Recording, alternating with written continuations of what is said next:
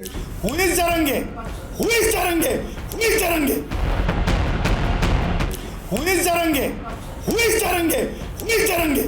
सरकारला पुन्हा 2 दिवसाचा अल्टिमेटम दिलेला आहे, नाहीतर पुन्हा आंदोलन करू मुंबईकडे निघू असं त्याची. Who is Jarange?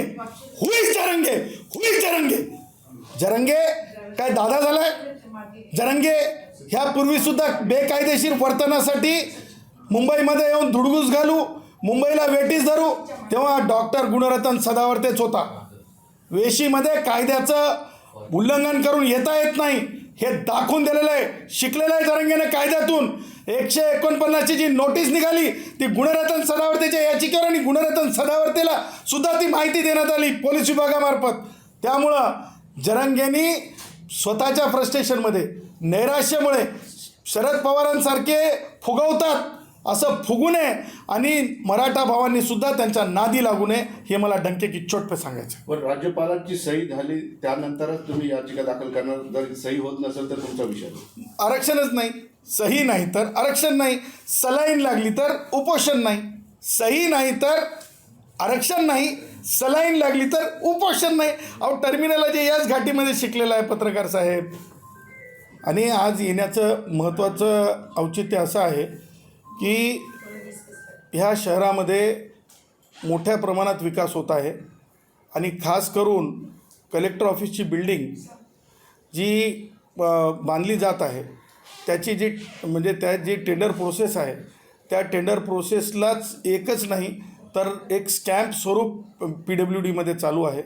आणि म्हणजे तुम्हाला म्हणजे उच्चांक सांगतो गुन्हेगारीचा, पोलीस हाऊसिंग ही सगळ्यात मोठी संस्था आहे. त्या संस्थेचे डॉक्युमेंट जे कधी पोलीस हाऊसिंगने सबमिटच केले नाही अशा प्रकारचे सबमिट केल्याचे म्हणजे जे अधिकृत माहिती नसलेल्या बाबी स्वतःच सेल्फ डिक्लेअर करून स्वतःच प्रमाणपत्र तयार करून म्हणजे हायटेक वंडर नावाची एक संस्था आहे. काय नाव त्यांचं कासिम हां काय मोरीज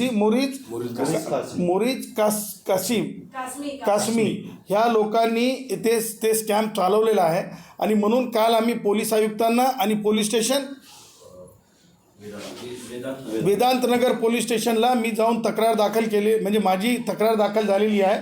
आणि त्यासोबतच त्या संदर्भानं आज आम्ही मुंबई उच्च न्यायालयामध्ये अशा प्रकारे PWDचा स्कॅम काही अधिकाऱ्यांना हाताशी धरून बनावटी माहितीच्या आधारे घेण्याचा शेकडो कोटी रुपयांचं जे हे आहे ते कुठेतरी थांबावं. त्या निमित्तानं आज छत्रपती संभाजीनगरमध्ये आलो होतो. त्यासोबतच इतरही कार्यक्रम आहेत, बोर्डांचं उद्घाटन आहे, कष्टकऱ्यांच्या भेटी आहेत, त्यासोबत घाटी जयभीमनगरमध्ये भेट आहे, काही जे म्हणजे परिवर्तनवादी चळवळीची जी माणसं आहेत त्यांच्यासोबतसुद्धा भेट आहे, त्यासाठी आलो होतो.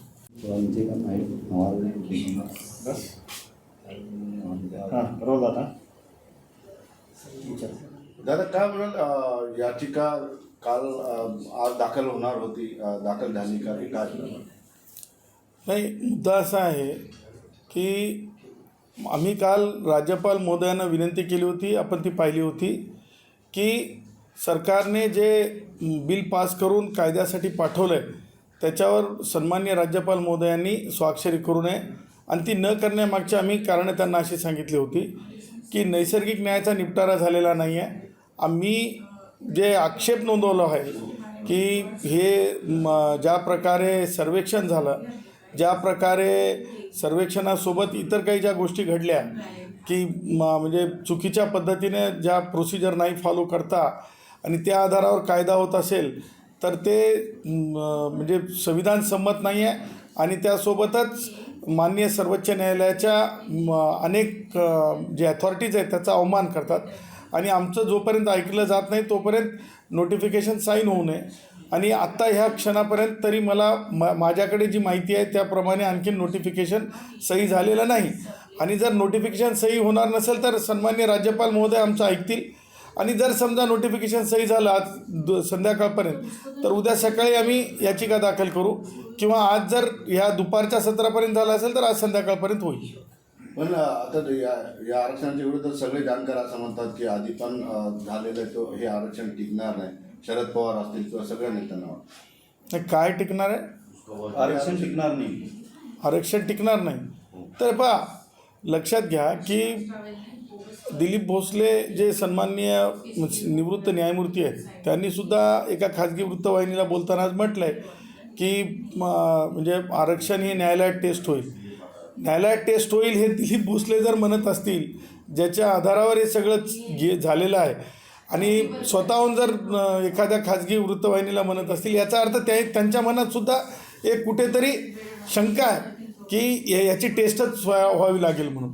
आणि दुसरी गोष्ट, ज्या समितीमध्ये दिलीप भोसले अध्यक्ष आहेत, सन्माननीय निवृत्त न्यायमूर्ती, ते आज काय म्हणालेत, म्हणजे जे वृत्तवाहिनीमध्ये आलं त्याच्यात ते म्हणत आहेत की ह्या म्हणजे टेस्टच्या संदर्भाने त्यांना वारंवार विचारण्यात आले, सामाजिक मागास कसं. त्यांच्याकडे उत्तरच नव्हते, ते अनुत्तरित आहेत, ते आर्थिक मागासलेपणच दाखवायच्या भानगडीत आहेत.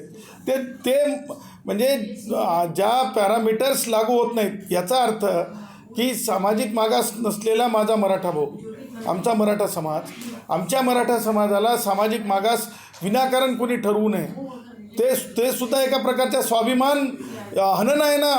म्हणजे माझा भाऊ जर सामाजिक मागास नसेल तर तू मागास आहेस म्हणणं, हे सुद्धा माझ्या मराठा भावाचा, माझ्या मराठा समाजाचा अपमान करणं आहे.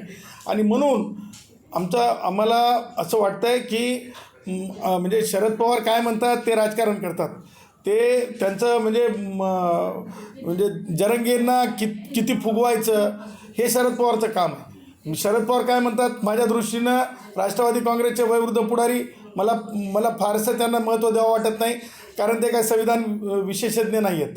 आणि त्यांच्या काळांमध्ये पृथ्वीराज चव्हाण आणि ते होते, त्यावेळेसचं आरक्षण तरी कुठं आम्ही टिकू दिलं. आम्हीच होतो ना 2014मध्ये सुद्धा, 2019मध्ये आम्हीच होतो, आजसुद्धा आम्हीच आहोत. त्यामुळे शरद पवारांवर फार गांभीर्याने घेण्याची गरज नाही आहे. मुद्दा जो आहे संविधानाचा आहे, मुद्दा हा भावनिक नाही आहे, मुद्दा संविधानाचा आहे. आणि मुद्दा संविधानाचा असल्यामुळं आम्ही जे सांगत आहोत त्या धर्तीवर ते आरक्षण टिकणार नाही आहे. आणि त्यापुढं जाऊन मला म्हणायचं आहे की चुकीचे अट्टहास करू नये, मराठा भावांना चुकीच्या मार्गाने जरंगेनं नेऊ नये. आणि जरंगेनी आता फ्रस्ट्रेशनमध्ये, नैराश्यपोटी आता भानगडी थांबवाव्यात.